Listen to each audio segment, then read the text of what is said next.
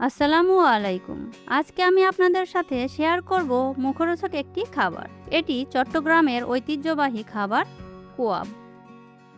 কোয়াবের জন্য আমি একটি পাত্রে তেল, চর্বি, হাড় ছাড়া গরুর মাংস নিয়েছি 500 গ্রাম।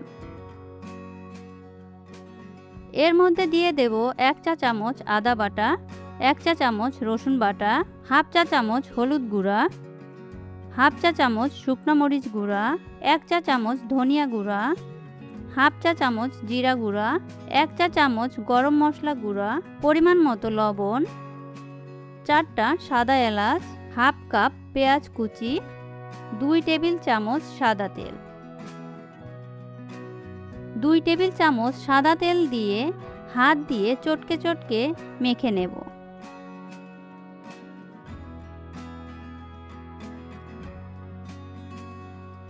এখন এর মধ্যে দিয়ে দেব 1 কাপ পরিমাণ পানি। পানি দিয়ে ঢাকনা দিয়ে ঢেকে দেব। দিয়ে চুলা জ্বালিয়ে স্লো কুক করতে হবে, তাই চুলার আঁচ লোতে রাখবো। 10 মিনিট পর ঢাকনা খুলে নেড়ে দেব। মাংস থেকে অনেকটা পানি ছেড়েছে। এই পানিতেই রান্না করব, আর পানি দিতে হবে না। এই রকম করে মাঝে মাঝে আমি নেড়ে দিয়েছি।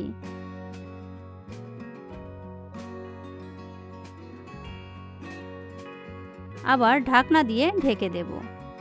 যখন মাংসটা সিদ্ধ হয়ে যাবে এই রকম হবে, তখন শুধু মাংসগুলো আমি মশলা থেকে উঠিয়ে ফেলব। মাংসগুলো ঠান্ডা করে নিতে হবে।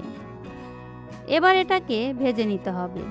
এর জন্য চুলায় একটি পাত্র বসিয়ে চুলার আঁচ মিডিয়ামে রেখে পাত্র গরম হয়ে আসলে এর মধ্যে দিয়ে দেব রান্নার সাদা তেল।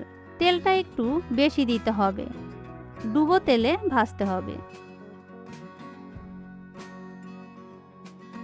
তেল গরম হলে এর মধ্যে মাংসগুলো দিয়ে দেব। একটু পর উল্টিয়ে দেব।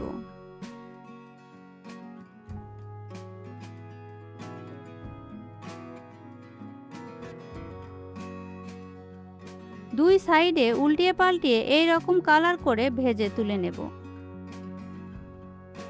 এবার আমি একটি সার্ভিং প্লেটে সার্ভ করে দেব। দেখতেই পাচ্ছেন কতটা সুন্দর ও লোভনীয় হয়েছে।